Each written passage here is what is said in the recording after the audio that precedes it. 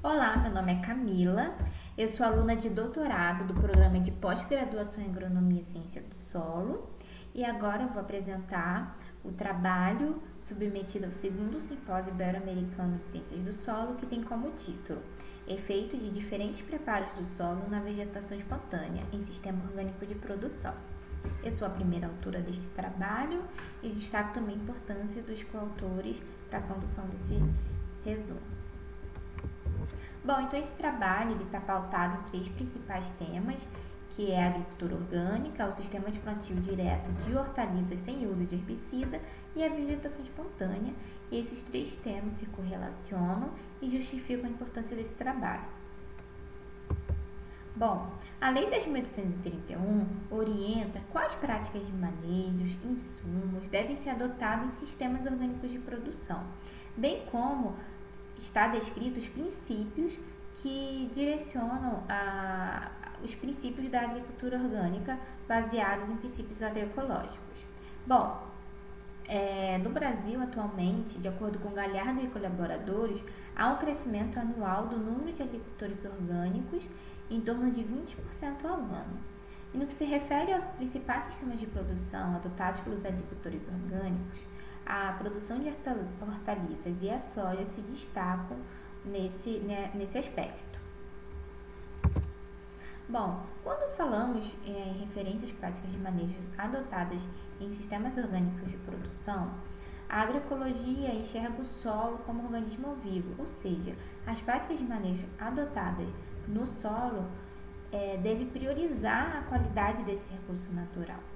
Todavia, quando olhamos para os sistemas de hortaliças, sob manejo orgânico, os agricultores ainda utilizam muito o revolvimento do solo para controlar a vegetação espontânea, bem como oferecer condições favoráveis para o desenvolvimento das mudas ou sementes. E com isso, a exposição do solo interfere na estrutura do solo e é questionada se essa prática de manejo adotada pelos agricultores orgânicos está favorecendo a qualidade física do solo.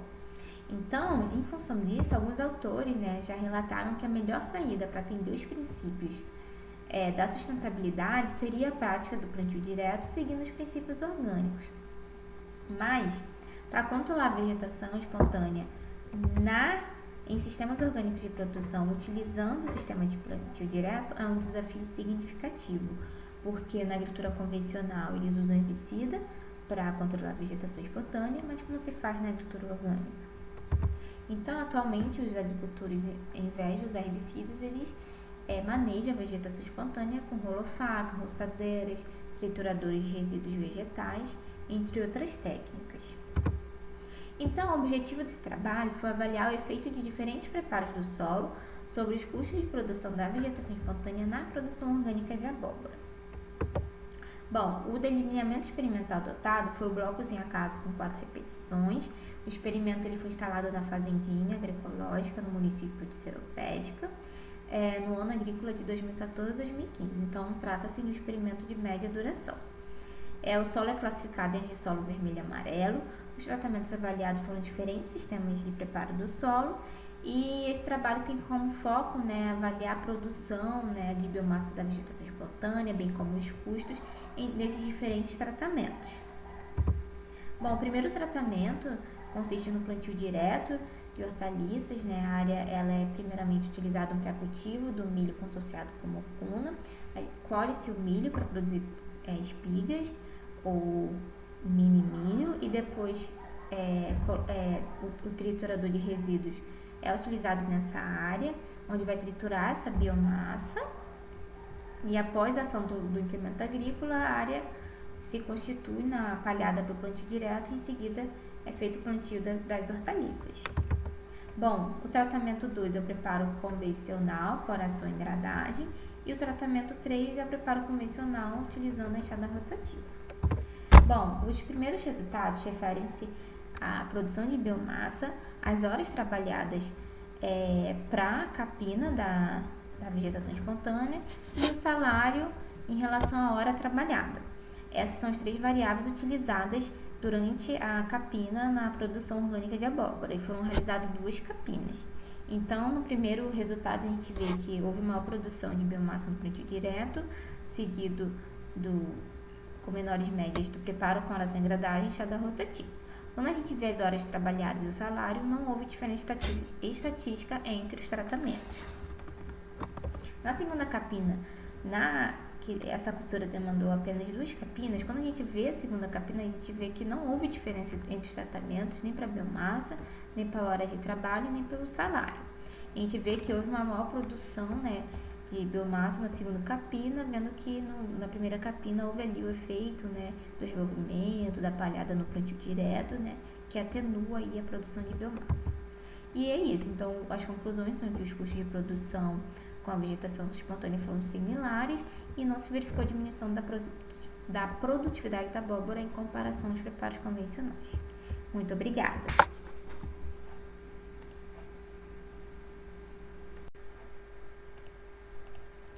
Olá, meu nome é Camila, eu sou aluna de doutorado do programa de pós-graduação em Agronomia e Ciência do Solo e neste momento vou dar início à apresentação do trabalho submetido ao 2º Simpósio Ibero-Americano de Ciências do Solo. O título do trabalho é Expansão da Agricultura Orgânica nos Aspectos Socioeconômicos, um breve panorama nacional. Bom, a introdução da agricultura orgânica no Brasil, ela se deu principalmente em função do impacto ambiental gerado pela Revolução Verde. A Revolução Verde ela consistiu na introdução de pacotes tecnológicos na agricultura para aumentar os níveis de produção, em que consistiu na introdução de sementes geneticamente modificadas, fertilizantes altamente solúveis, maquinários, e tudo isso não teve um respaldo científico, onde não foi visto o impacto ambiental gerado sobre os recursos naturais. Em função disso, né, em função dessa degradação ambiental, foram surgindo críticas a esse modelo de agricultura e assim foi fortalecendo-se os movimentos sociais contra o uso excessivo de insumos industrializados. Com isso, foi construída a agricultura alternativa, justamente alternativa a esse modelo de agricultura que se baseava em práticas de manejo mais sustentáveis e que agridem menos ao meio ambiente. Então, dada essa informação histórica, o objetivo desse trabalho é apresentar um panorama atual sobre o avanço da agricultura orgânica nos aspectos socioeconômicos no Brasil. A metodologia utilizada foi a sistematização das informações através dos principais bancos de dados da agricultura orgânica, que é a IFOAM e a FIBLE, que são atualizados anualmente, e também a realização de pesquisas nas principais bases de dados, utilizando artigos de relevância. Bom, alguns eventos marcaram a introdução das primeiras legislações no Brasil, que foram pressionando e engajando os principais movimentos sociais no Brasil e científicos. Então, as primeiras normas de produção desenvolvidas na Europa, a criação da IFOAM, o evento que ocorreu em 1992, a ECO 92, foram principais agentes para essa pressão externa sobre o Brasil. Então, com isso, os profissionais e estudantes começaram a ter encontros sobre a agricultura alternativa no Brasil, que mais tarde seria chamada de agricultura orgânica. Então, esses eventos foram fundamentais nesse processo. Então, foi criada a Lei 10.831, em 2003, que orienta como as práticas de manejo devem ser adotadas na agricultura orgânica, bem como os princípios com base na agroecologia. Essa lei ela foi atualizada em 2007, onde reconheceu 3 sistemas de certificação, que é a certificação por auditoria, a certificação por garantia da qualidade orgânica e por controle social. Essa certificação por garantia de qualidade orgânica, ela é exclusivamente feita no Brasil, tem reconhecimento internacional pela iniciativa de trazer uma certificação mais acessível aos agricultores, com menos gastos e que de qualquer forma também traz a segurança de seu alimento produzindo seguindo os princípios orgânicos. E o selo orgânico também dos produtos comercializados da agricultura orgânica. E nos aspectos sociais nós temos a 4ª Marcha das Margaridas, que reivindicava uma política pública pelo governo federal que respaldasse de forma mais profunda a produção orgânica e a produção agroecológica. Então, o governo federal atendeu esse pedido e criou a Política Nacional da Agroecologia e Produção Orgânica, que atualmente está também em atuação, e os principais destaques dessa política foi a parceria com o Programa de Aquisição de Alimentos e e o Programa de Aquisição de Alimentação Escolar, onde a receita desses programas devem comprar produtos dos agricultores orgânicos e o aumento nesses valores em comparação com os produtos de agricultura convencional, incentivando, né, a comercialização dos agricultores familiares, também tendo saída pelos produtos comercializados pelos agricultores. E também a FAO reconheceu a agroecologia como uma das principais estratégias para a segurança alimentar no mundo. No que se refere aos aspectos econômicos, o mapa registrou em 2018 uma movimentação em cerca de 4 bilhões de reais na agricultura orgânica no Brasil. No que se refere às regiões do país, a região sul ela tem maior produtores, tem grandes áreas certificadas e maior número de produtores orgânicos, e a OPAC ela é o tipo de certificação mais adotado pelos agricultores na região sul. Atualmente há em torno de 25 mil produtores orgânicos no Brasil, e o aumento dos consumidores com o desejo de consumir alimentos orgânicos está em alta, crescendo a cada ano. Então, as considerações desse estudo é que o mercado de produtos orgânicos no Brasil está experimentando crescimento e desenvolvimento significativo, impulsionados pelo aumento da conscientização e demanda do consumidor, bem como através de regulamentos e programas de apoio para promover o crescimento no país. Então, tem o destaque, né, do apoio das legislações, dos movimentos sociais que repercutem nesses dados. Mas ainda persistem desafios a custo e acesso a mercados que requerem mais atenção e inovação, e a gente vê o Brasil como um potencial país, né, para liderar o mercado de alimentos orgânicos. Então é isso, pessoal. Muito obrigada. Eu me chamo Maria Carolina Aguiar Amaral e eu sou engenheira agrônoma e mestre em fitotecnia pela Universidade Estadual do Sudoeste da Bahia. Atualmente sou discente do curso de doutorado do Programa de Pós-Graduação em Biosistemas da Universidade Federal do Sul da Bahia, em Itabuna, e sou orientada pelo professor Dr. João Carlos Medeiros. Esse trabalho que eu vou apresentar agora, ele é intitulado de Plantas de Cobertura na Melhoria da Fertilidade do Solo. Tem como primeiro autor eu e os demais, a professora doutora Jaqueline Dalla Rosa, professor Dr. João Carlos Medeiros, e os estudantes Ivan Pereira Santos, Poliana Maria de Oliveira e Claunita Novaes Alves. Bom, a manutenção da produtividade das culturas e a preservação da qualidade do solo, tanto a qualidade física, química como biológica, elas constituem um dos principais desafios enfrentados pelo setor agropecuário na busca pelo estabelecimento de práticas que continuem sendo produtivas, mas que gerem uma produção sustentável. No Brasil, que é o caso de uma região tropical, bem como também regiões subtropicais, os processos erosivos e as taxas de decomposição da matéria orgânica do solo, eles são geralmente mais elevados e mais acelerados do que em regiões temperadas, o que gera demanda maiores preocupações e cuidados com a qualidade do solo. O cacaueiro, que é uma cultura de objeto do nosso trabalho, ele é uma planta nativa da Amazônia que é cultivada em países tropicais da América do Sul, em países da África Ocidental, África Central, Índia e no Sudoeste Asiático, sendo cultivado em mais de 50 países de clima tropical úmido, destacando assim a sua importância tanto no papel econômico como também como papel social, de grande importância para muitas famílias. Bom, o cacaueiro ele era geralmente cultivado em sistemas agroflorestais, com destaque para o sistema cabruca, que ele é intrínseco ao cacaueiro, na qual a planta ela é cultivada no subbosque da floresta Mata Atlântica, e também em sistemas agroflorestais com a incorporação de um componente arbóreo, ele vem sendo cultivado agora também no sistema pleno sol, que seria o cacaueiro sem um outro componente. Nesse sentido, é necessário se estudar os impactos da implantação desse sistema, como também já optar por uma alternativa que possa vir a atenuar os efeitos e promover um sistema sustentável. Nesse sentido, destaca-se a introdução de plantas de cobertura, que ela é crucial para poder fortalecer a estabilidade da produção agrícola, e além disso, ela traz muitos benefícios, como, por exemplo, gerar uma maior resistência a condições climáticas adversas, promover a biodiversidade do solo, ao criar um ambiente propício para o desenvolvimento de muitos micro-organismos que sejam benéficos do solo.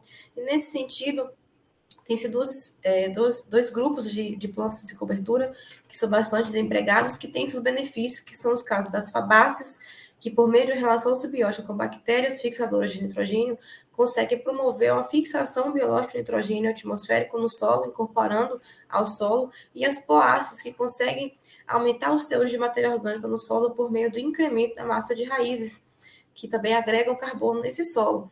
Então, essa estratégia, além de aprimorar a saúde do solo, ela também oferece muitos benefícios econômicos, uma vez que permite que haja uma redução da utilização de fertilizantes e também com benefícios ambientais, destacando-se como uma prática bastante eficaz a fim de se promover uma agricultura mais conservacionista e sustentável. Dado exposto, esse trabalho objetivou avaliar a qualidade química do solo em sistemas de cultivo de cacaúera plano sol, associados com plantas de cobertura. O experimento foi conduzido na Comissão Executiva do Plano da Lavoura Cacaueira, a CEPLAC, em Ilhéus, e foi implantado em campo em delineamento em blocos casualizados com 4 repetições.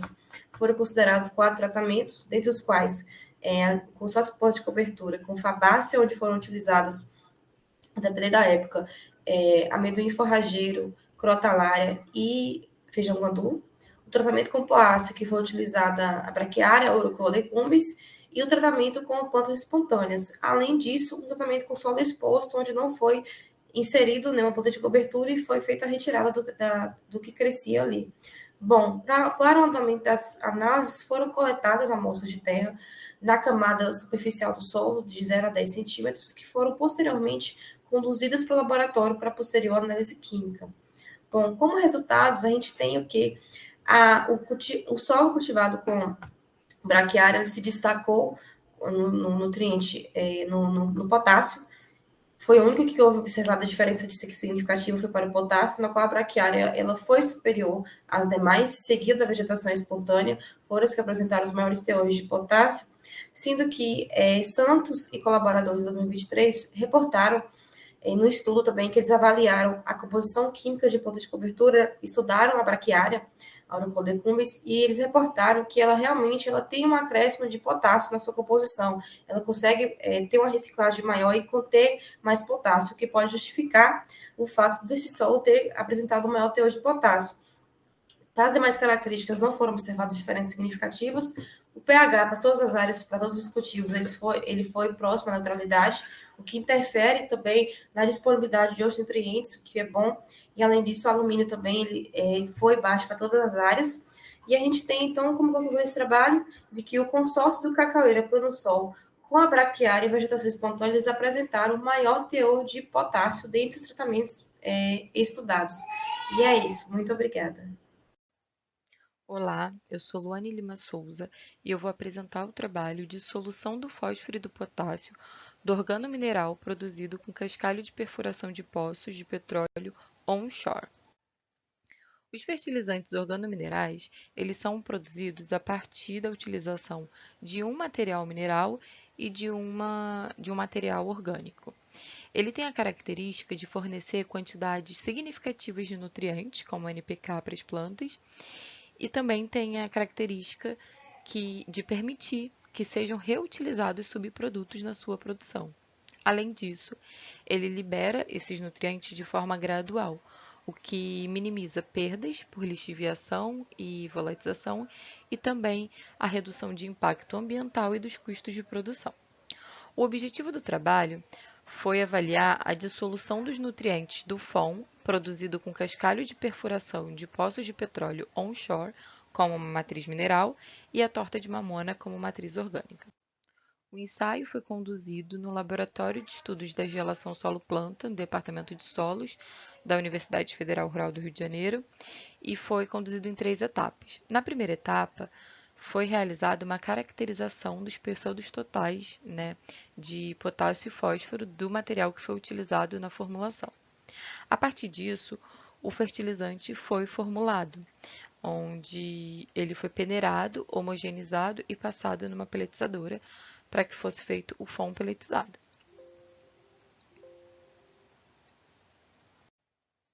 Na terceira etapa, foi realizado o teste de dissolução desse fertilizante. Foi adotado um dique conduzido com esquema fatorial duplo com 3 fertilizantes, o FON, o KCl e o superfosfato triplo, e 5 tempos diferentes. No aparelho dissolutor, nós tínhamos um beck que era preenchido com 500 ml de água e adicionado a massa de potássio e de fósforo conhecida dos fertilizantes. A partir daí, em cada tempo proposto, era retirado 10 ml do extrato, era retirado e filtrado, né? E em seguida era reposto 10 ml de água destilada para que o becker, né, ficasse sempre com 500 ml de água durante todo o ensaio. Após esse processo todo, foi determinado a quantidade de potássio e de fósforos presentes nas alíquotas retiradas. E aí foi realizado uma análise descritiva dos dados transformados por raiz e ANOVA de uma via com medidas repetidas. As análises foram realizadas através do software R. E aqui nós chegamos aos resultados. Na figura 1, nós temos a taxa de liberação média dos nutrientes do fertilizante organomineral e mineral. O potássio mineral foi o que apresentou uma maior taxa de liberação média, enquanto o potássio do organomineral foi o que apresentou a menor taxa de liberação média. Já o fósforo mineral e o fósforo do organomineral apresentou uma taxa de liberação próxima um do outro. Nessa figura 2, nós temos a taxa de liberação média dos nutrientes do fertilizante organomineral e mineral ao longo do tempo, né? Aqui primeiro nós observamos que o potássio mineral ele apresentou uma alta taxa de liberação até o minuto 15, continuou crescendo até o minuto 30 e a partir daí houve um decréscimo. Isso pode estar associado à temperatura do meio. Já para o potássio do organomineral, nós notamos uma crescente do minuto até o minuto 60 e a partir daí uma estabilização, o que indica que houve uma saturação da solução a partir desse tempo. Para o fósforo mineral e para o fósforo do organomineral, nós podemos observar que houve uma liberação linear positiva. Então, ele foi aumentando essa taxa de liberação conforme foi passando o tempo. Foi realizado uma análise de variância com medidas repetidas, onde podemos observar que os dados eles não são esféricos. A partir daí, então, nós realizamos uma análise de variância corrigida e, segundo ela, nós podemos observar que pelo menos um tratamento diferiu dos demais. Aqui nessa tabela 2, ao analisar a comparação, né, entre os pares pelo teste de Bonferroni, nós podemos notar que todos os tratamentos eles diferiram entre si. Analisando os pares, né, todos foram diferentes entre si. E aí, a conclusão do nosso trabalho é que os nutrientes contidos no fertilizante organomineral, eles são liberados mais lentamente com relação aos nutrientes dos fertilizantes minerais. O tempo influencia na taxa de liberação dos nutrientes do FON. O potássio, ele manteve uma concentração constante em solução, cerca de 2% a partir do minuto 60 de dissolução do FON. E o fósforo, ele assumiu um comportamento de liberação gradativa ao longo do tempo. Eu gostaria de agradecer ao Laboratório de Estudos das Relações Solo-Planta, o Programa de Pós-Graduação em Estatística Aplicado e a Petro. Aqui estão as referências bibliográficas. Muito obrigada. Olá, eu me chamo Enzo e eu vou fazer a apresentação do artigo Reflexos Ambientais da Perda de Nutrientes do Solo por Erosão Hídrica na Bacia Hidrográfica do Rio Pirajibu-Mirim, que tem como principal autora a Vanessa César Simonetti. Bom, na introdução, nós temos que a erosão hídrica ocasiona a remoção de solos que contêm nutrientes, gerando problemas de ordem ambiental e sanitária ao serem depositados em corpos hídricos. Dessa forma, o objetivo do estudo foi espacializar os nutrientes do solo da bacia do rio Pirajibu-Mirim e estimar a perda desses nutrientes por erosão hídrica em cada subbacia hidrográfica da região estudada, buscando identificar quais contribuem com maior a parte de partículas e de solo nos cursos de água. Bom, aqui nos materiais e métodos, a bacia hidrográfica do rio Pirajibu-Mirim se localiza a sudeste do município de Sorocaba, contemplando a represa do Ferraz, manancial de abastecimento hídrico responsável por cerca de 10% da captação superficial do município e com uma extensão próxima de 55,35 km². As amostras de solo foram coletadas em 30 pontos previamente distribuídos ao longo da bacia, em uma malha amostral regular na profundidade de 0 a 20 centímetros. Em seguida foram feitas análises granulométricas. E aqui nós temos um mapa que mostra onde foram coletadas essas amostras. Para estimar a perda anual média do solo pela erosão hídrica, foi utilizada a equação universal da perda de solos, que é essa daqui que está aqui embaixo. Os resultados da perda de nutrientes foram apresentados em quilogramas por ano, compatibilizando as unidades com o mapa de perda de solo. E aqui nós temos a tabela com os resultados. De maneira geral, a distribuição dos atributos do solo analisadas revelou uma alta heterogeneidade espacial, variando significativamente entre as bacias hidrográficas.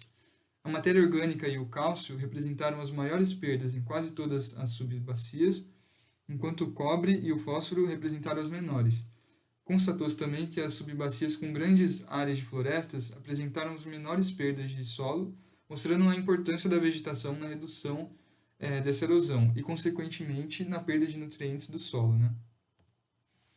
E, na conclusão, nós temos que a perda de nutrientes pode desencadear o empobrecimento do solo, reduzindo diretamente a sua capacidade produtiva e podendo afetar a biota aquática devido aos desequilíbrios que os nutrientes em excesso causam nos corpos hídricos. Portanto, a análise da distribuição espacial dos atributos do solo e da perda dos nutrientes nas bacias hidrográficas são de grande importância para o monitoramento e desenvolvimento de ações que envolvam práticas conservacionistas, bem como a preservação da vegetação, que auxilia na redução da erosão hídrica e, consequentemente, na perda de nutrientes. Além disso, o uso de ferramentas de geoprocessamento é essencial, intensificando a capacidade de análise e monitoramento dessas áreas. Bom, essa foi a apresentação do artigo. Muito obrigado e até a próxima. Olá, boa tarde. Eu me chamo Fernanda Seixas, eu sou estudante de graduação do curso de Agronomia pela Universidade Federal Rural do Rio de Janeiro. Eu sou estudante de iniciação científica do LABAC-GEM e o título do meu trabalho é sobre micro-organismos com potencial de solubilização de fertilizante termofosfato. Bom, dando início à apresentação, a salinidade e a seca são um dos fatores abióticos que mais colocam em risco a produção agrícola. Esses fatores eles podem ser tanto ambientais como antrópicos e podem influenciar a salinização dos solos e a sua aridez, como a escassa cobertura vegetal e altas concentrações de sais provenientes de águas de irrigação. Outro fator limitante para as culturas vegetais é a disponibilidade do fósforo para as plantas.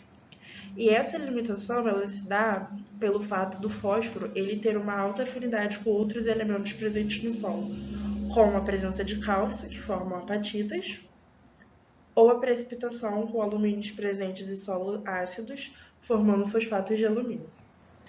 Pensando em contrapor a baixa solubilização do fósforo no solo, grandes quantidades de formas solúveis de fertilizantes fosfatados são aplicadas nos ambientes agrícolas para poder favorecer a máxima produtividade das culturas. Nos sistemas de produção orgânica, o uso de fertilizantes sintéticos de alta solubilidade não é permitido, pois eles são facilmente lixiviados e eles podem gerar diversos problemas ambientais, como a eutrofização de corpos d'água ou poluição. Com base nisso, o termofosfato é uma das principais fontes utilizadas na produção orgânica, pois ele possui cerca de 16 a 18% de fósforo e uma baixa solubilidade. Então, diante disso, o objetivo do trabalho foi avaliar a capacidade de bactérias rizosféricas provenientes de plantas halófitas em solubilizar fertilizante termofosfato. Na metodologia, foram utilizados 10 isolados bacterianos provenientes de plantas halófitas, que são plantas capazes de tolerar altas concentrações de sais. Esses isolados eles foram previamente ajustados por espectrofotometria e inoculados em meio de cultura NIBRIP, contendo 3% de NaCl, 13 mg por litro de fertilizante termofosfato iorim, com pH inicial em 7. É importante salientar que neste momento da inoculação, que denominamos de tempo zero, nós retiramos uma alíquota de 10 ml para fazer a quantificação do fósforo solúvel. Incubamos sob agitação de 150 RPM durante 14 dias. Após passados 14 dias, fizemos uma leitura do pH final e, novamente, nós tiramos uma alíquota de 10 ml para fazer a quantificação do fósforo solúvel, que vamos denominar agora de tempo 14. Essa quantificação de fósforo solúvel ela é feita por espectrofotometria com absorvância de 600 nanômetros. E o protocolo que utilizamos é o protocolo de Manual de Análise dos Solos, descrito por Teixeira, com o método colorimétrico azul de molibdênio. Bom, agora falando um pouco sobre os resultados, nós podemos observar esse primeiro gráfico, que é o gráfico em relação à taxa de solubilização, cujo eixo Y ele se refere à quantidade de fósforo solúvel, e o eixo X, os isolados bacterianos utilizados no presente estudo, com seus respectivos gêneros.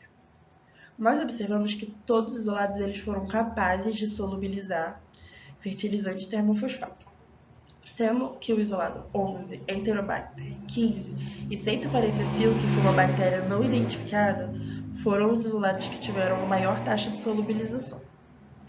Nós também podemos observar, o segundo gráfico em relação ao pH, que todos os isolados eles sofreram uma redução no seu pH. Observamos também que não existe uma relação ou uma correlação entre os isolados que tiveram a maior taxa de solubilização com a maior queda do pH. E o que está relacionado à queda do pH? É que micro-organismos que solubilizam fosfato, eles possuem mecanismos como liberação de prótons e liberação de ácidos orgânicos. Então, conforme eles vão liberando esses prótons e ácidos orgânicos, eles fazem com que esse meio se acidifique. Então, a partir dos nossos resultados, podemos concluir que os isolados bacterianos provenientes da risosfera de plantas halófitas utilizadas nesses estudos foram capazes de solubilizar fertilizante termofosfato. Os isolados de Enterobacter, Pontoa e uma bactéria não identificada, que foram os 3 primeiros isolados dos gráficos que observamos, eles podem ser promissores para o desenvolvimento de bioinsumo, biofertilizante, garantindo um melhor aproveitamento de fósforo nos solos, inclusive em áreas afetadas por sais. Eu gostaria de agradecer o apoio do LabGen e LabAC, juntamente com a LSP, pela realização do trabalho. Gostaria de agradecer aos demais autores e todos e todas pela atenção. Muito obrigada! Olá, eu sou Franciele de Souza Rocha, sou estudante de graduação do curso de Engenharia Florestal pela Universidade Federal Rural do Rio de Janeiro. Faço parte do grupo de pesquisa e do Laboratório de Química Biológica do Solo da Universidade Federal Rural do Rio de Janeiro e hoje venho apresentar o trabalho denominado de análise do desenvolvimento de raízes de arroz crescidas em solo com biochar, sob a orientação do professor Andrés Calderim Garcia, da Universidade Federal Rural do Rio de Janeiro. O biocarvão ou biochar origina-se sobre estudos da terra preta de índio. É um material altamente absortivo e adsortivo, rico em carbono orgânico, além de ser composto por cálcio, magnésio e potássio, que são elementos químicos essenciais à nutrição vegetal. Quando aplicado ao solo, melhora alguns aspectos do mesmo, como, por exemplo, aumento da CTC, do conteúdo de carbono orgânico, do pH, da capacidade de retenção de água no solo, promove também refúgio para a microbiota do solo, entre outros benefícios. Além disso, destaca-se o seu potencial efeito no crescimento, desenvolvimento e produtividade das culturas agrícolas e florestais, principalmente em solos tropicais, onde sua fertilidade natural é influenciada pela matéria orgânica depositada e incorporada nos mesmos. Diante disso, o presente trabalho teve como objetivo avaliar o efeito da aplicação de 4 tipos de biocarvão comercial diferentes, baseando-se nos aspectos radiculares de massa fresca e seca, área total, volume total e comprimento total. A variedade semeada foi de origem sativa. Suas sementes foram previamente desinfetadas com solução de hipoclorito de sódio a 2% e depois realizado o enxágue. O experimento foi conduzido em casa de vegetação e as sementes de arroz foram semeadas em vasos contendo 2 kg de solo a 3 cm de profundidade. Os tratamentos foram 4 tipos de biocarvão comerciais diferentes, adotando-se 3 doses de 10, 20 e 30 toneladas por hectare. A colheita foi realizada aos 32 dias após a semeadura.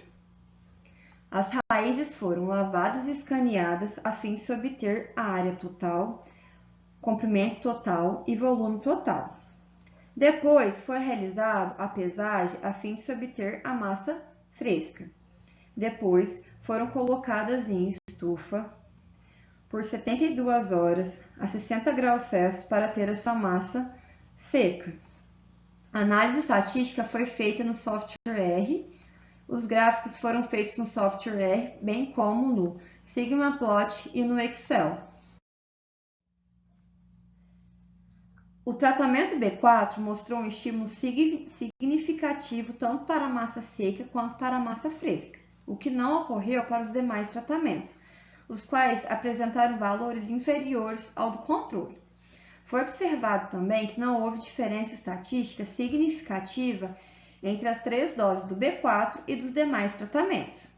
No trabalho de Madari, foi observado um efeito positivo na massa seca do arroz, cultivado em vasos com biochar do Q100 aos 28 dias após a semeadura. E no trabalho de Peter, foi observado um efeito positivo na massa fresca das raízes de alface cultivadas em substratos com biochar do que na sua ausência. Em relação à área total e comprimento total, foi observado um efeito positivo para o tratamento B4, sendo que não houve diferença estatística significativa entre suas doses, demonstrando um efeito semelhante. Também foi observado um efeito significativo para a dose 30 do biocarvão 2. O volume total foi o menos impactado pelos tratamentos, sendo o tratamento B4 o que diferiu estatisticamente. Também não houve diferença estatística significativa entre as 3 doses do tratamento B4. Vale ressaltar que, além das características físico-químicas e estruturais, o ambiente no qual é aplicado o biochar, bem como o tempo de residência do mesmo no solo, a qualidade do material e o processo de pirólise adotado, são fatores que afetam a reatividade do material com a fase líquida, sólida e gasosa do solo. E isso reflete no crescimento e desenvolvimento das raízes, afetando a conformação das raízes e, consequentemente, sua capacidade de absorver nutrientes. A conclusão que tem sobre esse trabalho é que os biochar comerciais são opções promissoras para melhorar o desenvolvimento de arroz em solos arenosos. Dentre os tratamentos estudados, o B4 apresentou os efeitos mais satisfatórios nos parâmetros avaliados. O uso de biochar pode ser uma alternativa de baixo custo para a agricultura sustentável. Apresento as minhas referências bibliográficas e gostaria de agradecer ao Programa de Pós-Graduação em Agronomia e Ciência do Solo da Universidade Federal Rural do Rio de Janeiro, bem como ao Laboratório e Grupo de Pesquisa de Química Biológica do Solo. Sem eles não teria sido possível a realização desse trabalho, e às agências de fomento, bem como gostaria de agradecer ao evento pela oportunidade. Muito obrigada. Olá, saudações a todos e todas. Eu sou Francisco Gilean Xavier Alves e junto com os colegas Luiz Alberto, Matheus Bellarmino, Renato Cinquini, Anderson Gomide e sob a orientação do professor Marcos Gervásio Pereira, apresento o trabalho intitulado Microagregação do solo em área com processos erosivos em estágio avançado no bioma Mata Atlântica. A erosão hídrica é um dos processos de degradação que mais afetam as áreas agricultáveis no mundo inteiro, contribuindo para um declínio de 10% na produção agrícola e remoção de 75 bilhões de toneladas de solo até 2050, segundo a estimativa da FAO. Os processos erosivos em estágios mais avançados são chamados de vossorocas e caracterizados pela elevada perda de massa de solo, provocando uma ruptura no equilíbrio natural. Tudo isso é provocado pelo manejo inadequado do solo associado à remoção da cobertura vegetal, afetando diretamente o equilíbrio sustentável dos sistemas agropecuários. Para o controle do processo erosivo, tornam-se necessárias ações de conservação e, para isso, também é necessária a compreensão de como as propriedades do solo elas atuam, em especial a agregação do solo. Com isto, esse trabalho objetivou avaliar a estrutura do solo através da análise da microagregação no processo de formação de vossorocas em diferentes estágios no bioma Mata Atlântica. O trabalho foi realizado no município de Seropédica, no Rio de Janeiro, onde o clima predominante é tropical subúmido mesotérmico. A pastagem degradada nas áreas externas com 22,7 graus Celsius temperatura média anual e 1.291,7 milímetros a média de precipitação anual. Na pré-coleta foram definidos estágios inicial, intermediário, maduro e senil para as faces e as faces externas e interna. Na coleta foi realizada 4 amostras simples para perfazer uma composta, com 4 repetições por terço, coletadas em grade irregular. A terra fina CKA foi obtido pela metodologia descrita por Santos e colaboradores de 2015.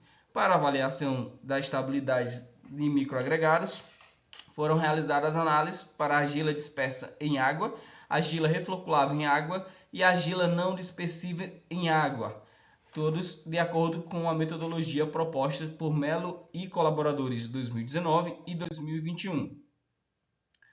O experimento foi analisado em fatorial 4x2, em delineamento inteiramente casualizado. Foram realizados os testes de Shapiro-Wilk, Bartlett, Box, Cox, o teste F e as médias comparadas pelo teste de Tukey. Teste de Kruskal-Wallis, seguido pelo critério de diferença mínima significativa de Fischer, o teste de Wilcoxon, todos eles a 5% de significância pelo software R.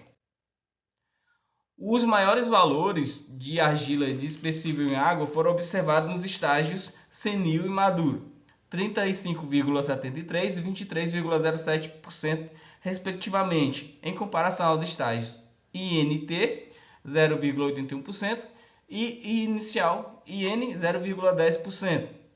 Esse padrão ele pode estar relacionado à intensa remoção desse tipo de argila nesses estágios de formação inicial, já que ela é facilmente deslocada, e nos estágios com maior grau de estabilização do processo erosivo, estágio maduro e senil, o aumento dos teores da argila explica o aumento desses teores dessa classe de argila. Nos estágios intermediário e maduro, para a argila refloculável em água, foram quantificados os maiores valores desse tipo de argila, seguidos pelo estágio IN, ou seja, o estágio inicial. No estágio senil, os valores para essa argila foram iguais a 0. Essa classe ela tem o maior potencial de agregação se compararmos com a primeira, que foi citada. Entretanto, ele não é um indicativo de resistência contra forças mecânicas, apenas um balanço do balanço de cargas na superfície das partículas. A classe de argila não dispersa em água apresentou um padrão oposto aos resultados da argila dispersível para os estágios, tanto para os estágios como para as faces, sendo que essa classe de argila ela já é utilizada na literatura como indicativo de um maior grau de agregação.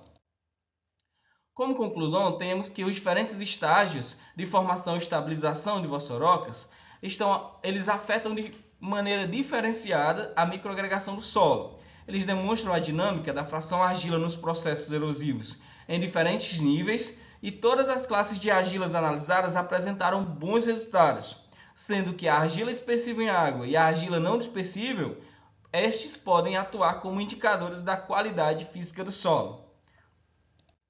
Agradeço à Associação Progestão das Águas da Bacia Hidrográfica do Rio Paraíba do Sul, a AGVAP, o Programa de Pós-Graduação em Engenharia Agrícola e Ambiental, a Fundação Coordenação de Aperfeiçoamento de Pessoal Nível Superior a CAPES e o Laboratório de Indicadores de Sustentabilidade Ambiental.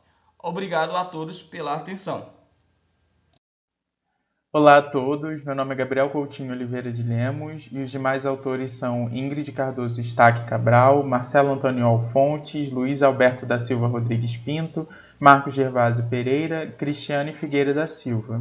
A pesquisa tem como tema a atividade enzimática do solo e a relação com os atributos químicos do solo no Jardim Botânico da Universidade Federal Rural do Rio de Janeiro.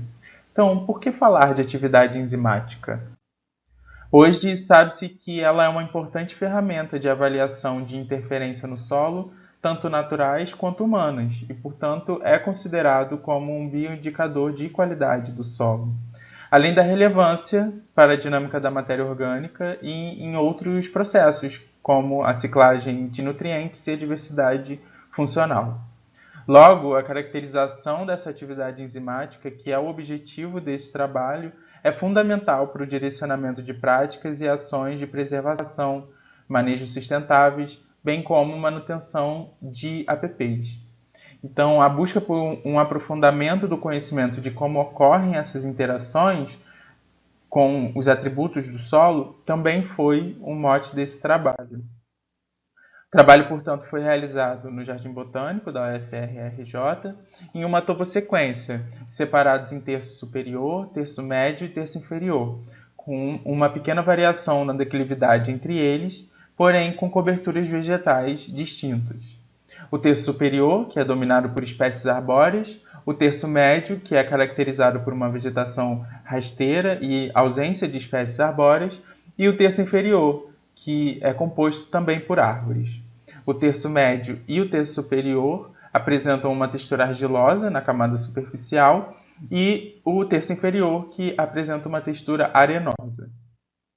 A coleta das amostras foi realizada na profundidade de 0 a 10, sendo 4 amostras simples para constituir uma amostra composta e 6 amostras compostas por terços que foram coletadas.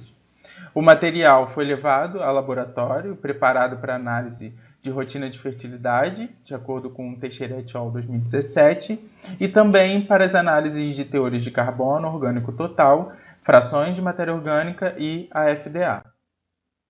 Para os teores de carbono, foi realizada a separação desse material para análise, tanto de carbono orgânico particulado como de carbono orgânico associado a minerais, cujo carbono orgânico total, analisado pelo método Yeomans-Bremner, fracionamento granulométrico preparado utilizando Cambardella e Elliott, 1992, e posteriormente analisado o teor de carbono, também por Yeomans-Bremner.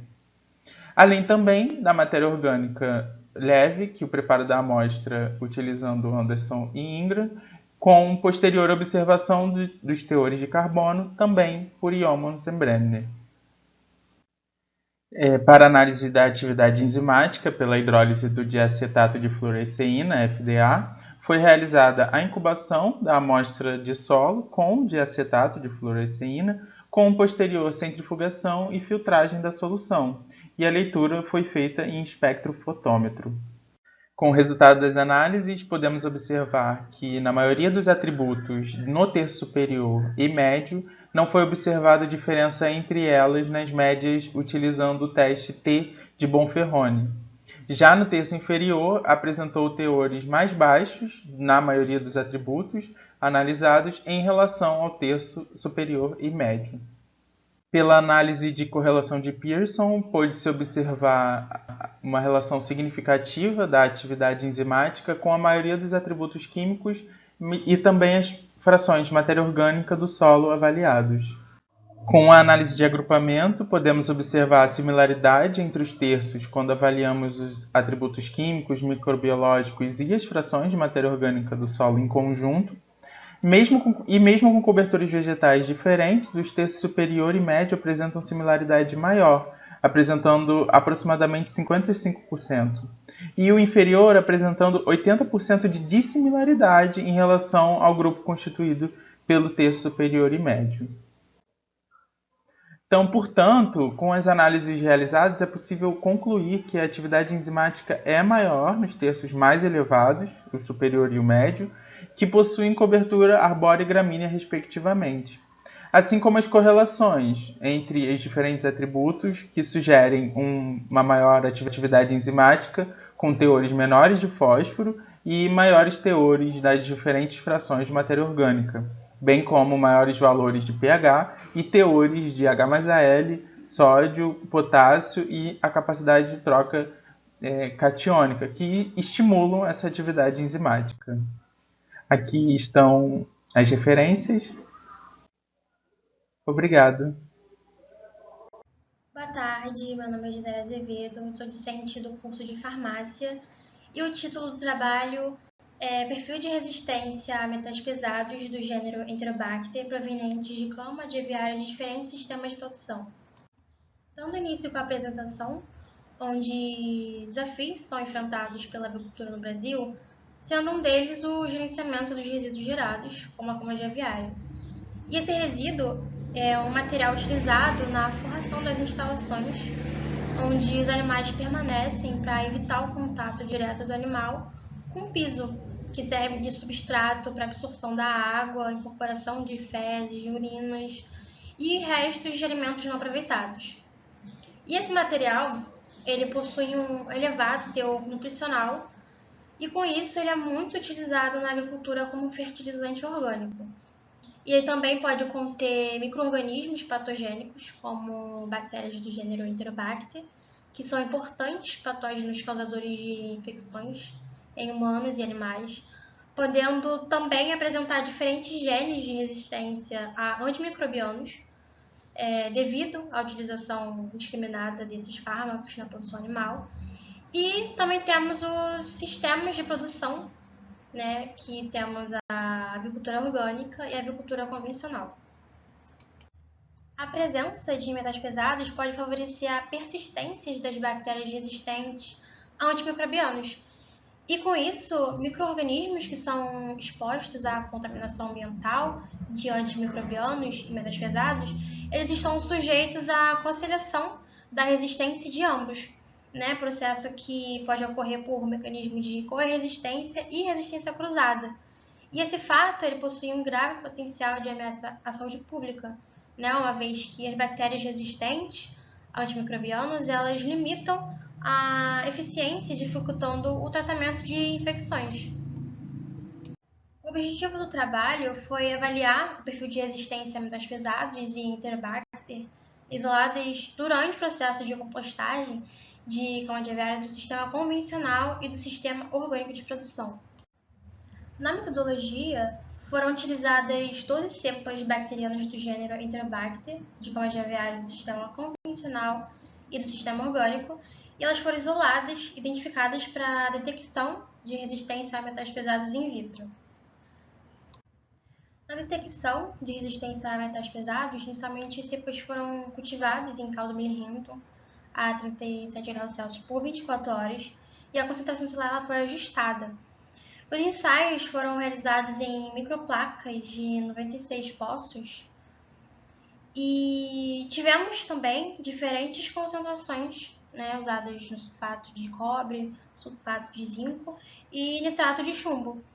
E também foram incluídos controles positivos, que seriam o TSB sem metal, mais a bactéria, e o branco, que seria o sem inóculo, para cada concentração dos metais. As microplacas elas foram incubadas a 35 graus Celsius por 24 horas em uma estufa, e o cálculo ele foi realizado com base nas leituras do espectro antes e depois da incubação, com o objetivo de determinar o crescimento bacteriano. Esse gráfico representa a curva de crescimento bacteriano de isolados de Enterobacter provenientes de camas de aviário convencional, que está representado em cinza, e a orgânica, que está em preto, em diferentes concentrações de metais pesados. Todos os isolados apresentaram um elevado crescimento nas concentrações mais baixas de metais, com ápice nas concentrações de 0,60 de cobre e 0,36 de zinco e chumbo. Nas concentrações de 2,4 para cobre e 0,72 para zinco e chumbo, foi possível ver uma redução brusca, seguido de uma imobilidade no crescimento bacteriano para a maioria dos isolados, principalmente em relação ao cobre e ao zinco. O ponto mais baixo da curva coincidiu com as concentrações das quais houve o maior número de isolados em que apresentaram ausência de crescimento bacteriano. A alta concentração de metais pesados pode ocasionar efeitos tóxicos nas células dos micro-organismos e causar danos letais. E isso explica o declínio e, assim, a ausência do crescimento bacteriano à medida que aumenta a concentração dos metais. No chumbo, não foi possível ver isolados que apresentaram ausência do crescimento, logo depois do ponto mais baixo da curva, que é 0,72. Pelo contrário, teve um aumento no crescimento. E isso pode estar relacionado à precipitação do metal, que torna ele indisponível no meio. Nessa tabela, a maioria dos isolados que atingiram o MIC foi na concentração de 2,4 para o cobre, de 1,4 para o zinco, e no chumbo nenhum isolado atingiu o MIC. A conclusão foi que isolados de Enterobacter de diferentes sistemas apresentaram resistência a metais pesados e se beneficiam de baixas concentrações, indicando seu potencial como micronutrientes. Mas essa resistência representa um risco para o meio ambiente e para a saúde pública. Portanto, medidas de gerenciamento são necessárias para reduzir esses riscos e garantir a segurança e sustentabilidade no sistema de produção de cama de aviário. Gostaria de agradecer o Labaquigem e a atenção de todos. Olá a todos, espero que estejam bem. Eu me chamo Hugo de Souza Fagundes, sou aluno de mestrado do Programa de Pós-Graduação em Agronomia e Ciências dos Solos, aqui da Rural, e vou apresentar para vocês esse trabalho que está intitulado como Pedogênese e a umificação da matéria orgânica do solo em ambiente calcário. A avaliação da matéria orgânica destaca-se como um dos principais indicadores de qualidade do solo, estabelecendo conexões diretas com diversos outros atributos, influenciando em processos físicos, químicos e biológicos que ocorrem no solo. As substâncias úmicas são um dos constituintes da matéria orgânica dos solos e são originárias da degradação química e biológica de resíduos de animais, plantas e atividades microbianas.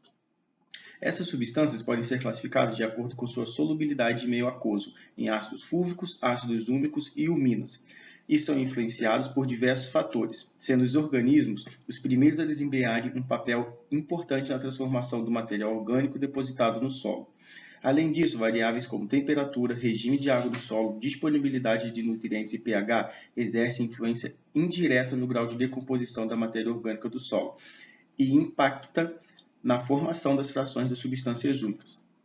Essas variáveis estão intrinsecamente ligadas à pedogênese, o processo de desenvolvimento e formação do solo.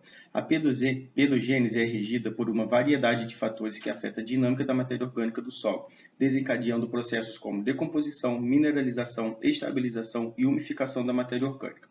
As transformações durante o processo de pedogênese exercem uma influência direta na formação das substâncias úmicas, cujo impacto é evidenciado pela variação na intensidade dos processos ao longo do desenvolvimento do solo e que refletem no conteúdo de matéria orgânica e em sua estabilidade.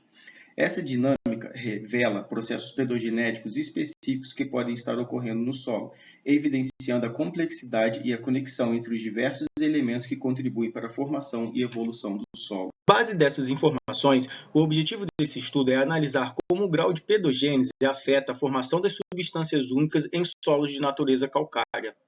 Para esse estudo, foi escolhida uma toposequência de natureza carbonática localizada no município de Italva, noroeste fluminense do estado do Rio de Janeiro. Ao longo dessa toposequência foram escolhidos 4 pontos. P1 na transição do topo para o terço superior, onde tem 35% de declive, P2 no terço superior, onde tem 40% de declive, P3 no terço médio, com 14% de declive, e P4 no terço inferior, com 18% de declive.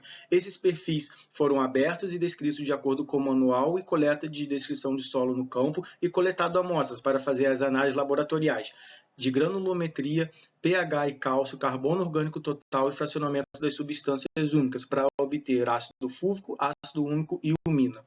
Entrando em resultados de discussão, vale a pena destacar como que o material de origem que tem características carbonáticas influencia em atributos nos perfis desse solo, como pH, cálcio e UV%.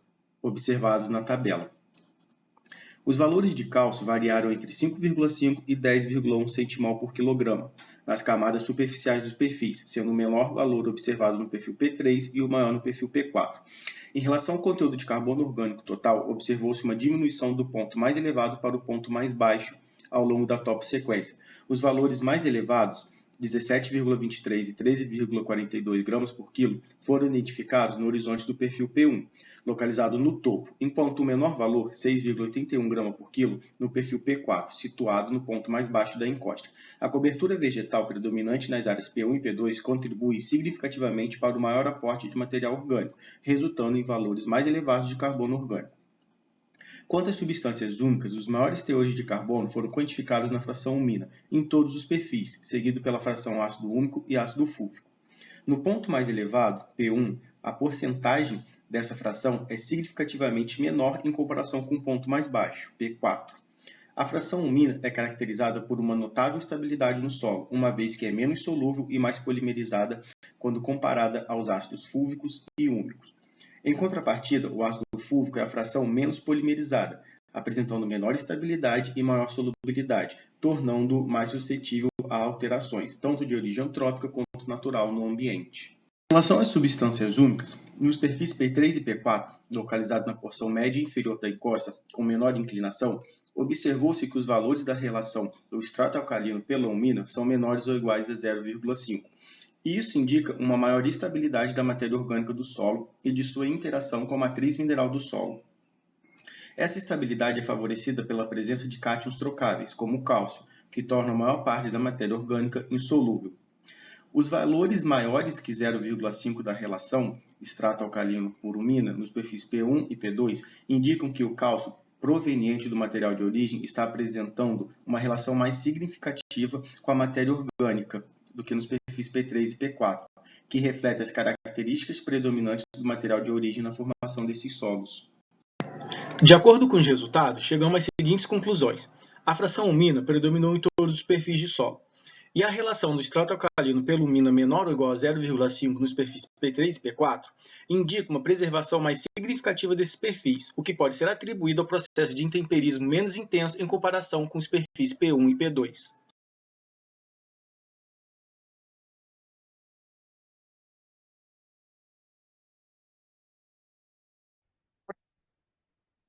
Olá, senhoras e senhores avaliadores. Me chamo Ingrid Cardoso Steck Cabral, sou estudante de Engenharia Agrícola e Ambiental da Universidade Federal Rural do Rio de Janeiro.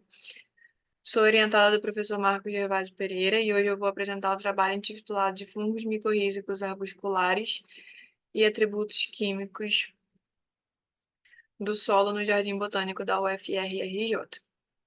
Os fungos micorrízicos arbusculares são micro-organismos que desempenham um papel importante no desenvolvimento e crescimento das plantas, além de participarem de processos do solo, como a formação de agregados e a ciclagem de nutrientes e carbono. Esses processos acontecem graças à glomalina, que é uma glicoproteína insolúvel com capacidade recalcitrante e resistente ao calor. Já em relação às plantas, os fungos micorrízicos arbusculares estabelecem uma relação de simbiose. A amostragem foi realizada em uma topossequência, com diferença no declive na vegetação, sendo o terço superior e o terço inferior compostos por vegetação arbórea de espécies nativas do bioma Mata Atlântica e o terço médio composto por vegetação rasteira do tipo gramínea. Foram coletadas 4 amostras simples, numa profundidade de 10 centímetros, para formar uma amostra composta, sendo o total de 6 amostras compostas por ponto no final do período chuvoso. Os atributos químicos analisados foi o pH em água, os teores de cálcio, magnésio e alumínio trocáveis, além de fósforo, potássio e sódio. Foi analisado também a acidez potencial e carbono orgânico total por oxidação via úmida, seguindo a metodologia de Teixeira et al. 2017 para todos eles. Já na quantificação e identificação dos fungos micorrízicos arbusculares, foi feita extração e quantificação de acordo com Jedermann e Nicholson, de 1963, e Jenkins, de 1964, e identificação feita por Schenck e Pérez, de 1998, seguindo descrição morfológica disponível nas páginas do INVAM e do CSIC. Foi feita a quantificação por via do peneiramento úmido e centrifugação de água em água e sacarose, e a contagem dos esporos teve ocorrência na lupa. Já a montagem das lâminas para identificação foi feita com solução fixadora de Melzer e álcool polinívil. A análise estatística foi feita pelos testes de Lilliefors, Saeg 5.0 e Chokran Bartlett 5.0. Também foi feito o teste T de Bonferroni 5% de significância no CISBAR 4.6. Além disso, foi feita análise estatística para agrupamento a partir da correlação de Pearson-ACP pelo programa de análise de cluster, usando o programa PAST-X. Já nos resultados, observou-se que, no que diz respeito aos atributos químicos, maior valor de pH, cálcio, magnésio e potássio no terço médio das gramíneas. Já a acidez potencial e sódio não verificou variação entre eles, tendo assim maior valor de fósforo no terço inferior. Já a riqueza média total foi maior no terço superior e menor no terço inferior, e também verificou uma correlação negativa e significativa entre o número de espécies e os teores de fósforo. Já no que diz respeito às espécies, foram encontradas 14 morfoespécies de fungos micorrízicos arbusculares do gênero Glomus acalospora, com maior número de espécies. Já a Caulosporácea e Glomerácea são o maior número de espécies dentro do filo Glomeromicota. Essas famílias têm maior capacidade de adaptação a solos submetidos a diferentes usos e manejos. Já as espécies de Glomus macrocarpum, Rhizoglomus microagregatum e Glomus clavisporum teve alta frequência relativa na maioria das áreas. Também observou-se a Caulospora sp, a Caulospora foveata e Glumus sp apenas no terço superior e com baixa frequência relativa de ocorrência. A Caulospora espinosa no terço médio com baixa ocorrência também. As demais espécies não observou-se um padrão de ocorrência.